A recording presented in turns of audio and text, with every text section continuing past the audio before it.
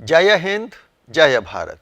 दोस्तों, भगत सिंह पत्र व दस्तावेज के भाग 4 में आपने भगत सिंह द्वारा अपने मित्र अमरचंद को लिखा पत्र देखा।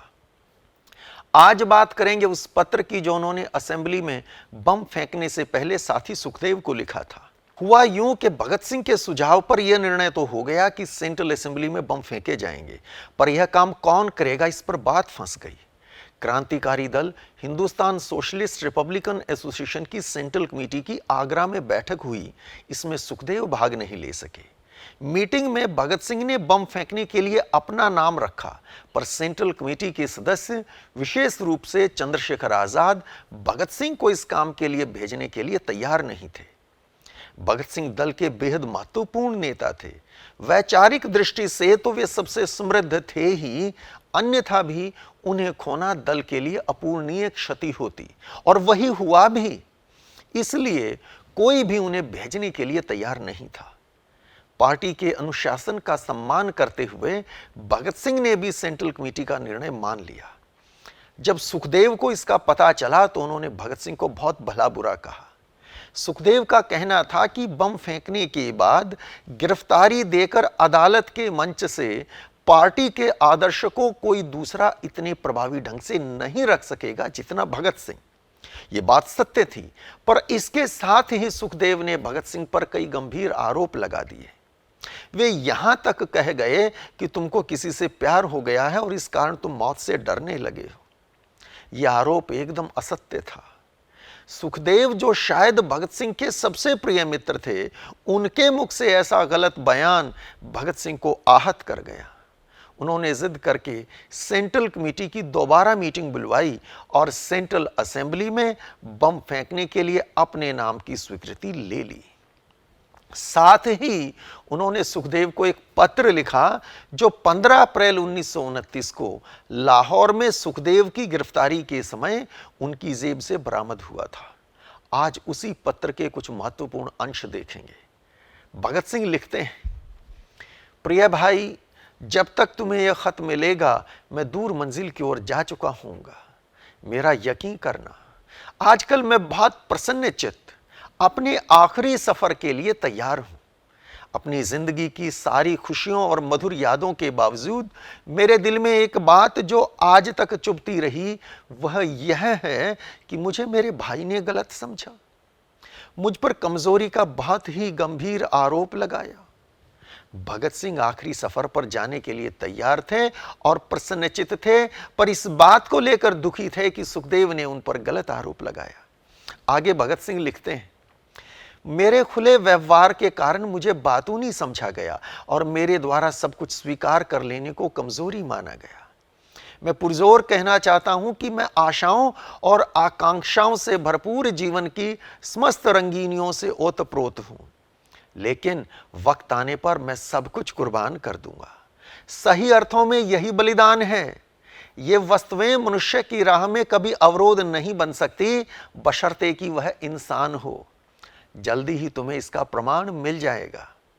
किसी के चरित्र के संबंध में विचार करते समय एक बात विचारणीय होनी चाहिए कि क्या प्यार किसी इंसान के लिए मददगार साबित हुआ है।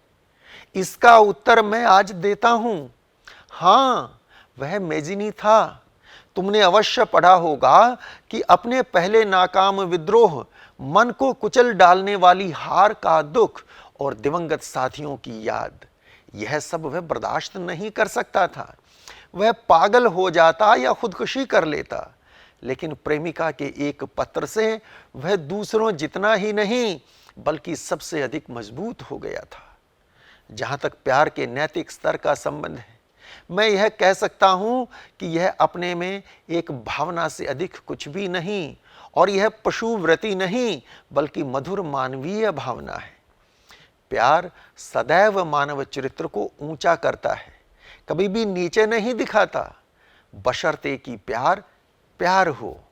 सच्चा प्यार कभी भी सृजित नहीं किया जा सकता, यह अपने आप आता है, कब कोई कह नहीं सकता। कमाल है दोस्तों, कितनी बड़ी बात कह गए। प्यार सदैव मानव चरित्र को ऊंचा करता है, कभी भी नीचा नहीं दिखाता, बशर्ते कि प्यार प्यार हो। भगत सिंह आगे लिखते हैं इस पत्र में, मैं यह कह सकता हूं कि नौजवान युवक युवती आपस में प्यार कर सकते हैं और वे अपने प्यार के सहारे अपने आवेगों से ऊपर उठ सकते हैं। मनुष्य के पास प्यार की गहरी भावना होनी चाहिए जिसे वह एक व्यक्ति विशेष तक सीमित न करके सर्वव्यापी बना दे।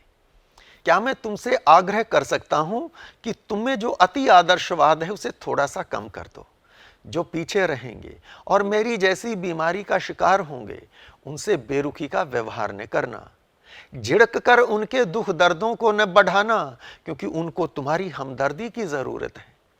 क्या मैं यह आशा रखूं कि तुम किसी विशेष व्यक्ति के प्रति खुंदक रखने की बजाय उनसे हमदर्दी रखोगे? उनको इसकी बहुत जरूरत है। तुम तब तक इन बातों को नहीं समझ सकते जब तक कि स्वयं इस चीज का शिकार न बनो। मैंने अपना दिल खोल दिया है। तुम्हारी सफलताओं और जीवन के लिए शुभकामनाओं के साथ तुम्हारा भगत सिंह। दोस्तों, यह पत्र मन में जिज्ञासा पैदा करता है कि क्या सच में भगत सिंह किसी लड़की से प्यार करते थे, और यदि करते थे तो वो कौन थी? देखिए, भगत सिंह बहुत आकर्षक व्यक्तित्व के धनी थे, खूबसूरत थे, बुद्धिमान थे, विद्वान थे, साहसी थे, संवेदनशील थे, मानवीय गुणों से भरपूर सच्चे क्रांतिकारी थे। लिहाजा किसी भी योग्य व्यक्ति में जो गुण कोई लड़की ढूंढती वो सब उनमें थे। स्वाभाविक ही था कि वे सबके आकर्षण का केंद्र थे, और जैसा वे स्वयं लिखते हैं, उनके खुले व्यवहार को उनका बातूनीपन और कमजोरी समझ लिया गया। तो हो सकता है ऐसी किसी लड़की के प्रति उनके सहज व्यवहार को भी सुखदेव के अति आदर्शवाद ने आपत्तिजनक मान लिया हो। यहां एक बात ध्यान देने योग्य है कि चंद्रशेखर आजाद ने दल के एक अन्य सदस्य यशपाल को मौत की सजा सुना दी थी, इस बात के लिए कि वे प्रकाशो नाम की किसी महिला के चक्कर में आ गए थे। जहां तक बात है भगत सिंह की, तो चंद्रशेखर आजाद उनसे इतना प्यार करते थे, इतना आदर करते थे, जिसका वर्णन नहीं किया जा सकता। यदि भगत सिंह में कोई ऐसी कमजोरी होती तो सबसे पहले आपत्ति स्वयं चंद्रशेखर आजाद करते, और वे तो भगत सिंह को खोने के ख्याल से ही फूट फूट कर रोए थे। हां, भगत सिंह ने इस पत्र में जो संदेश हमें दिया है वह अनमोल है, और वो संदेश ये है कि प्यार का तिरस्कार करना संकीर्ण मानसिकता का द्योतक है। प्यार व्यक्ति के चरित्र को गिराता नहीं बल्कि उठाता है। शर्त यह है कि वह प्यार हो। आज के लिए इतना ही। आपको ये जानकारी कैसी लगी कमेंट बॉक्स में लिखकर जरूर बताइएगा। जय हिंद, जय भारत।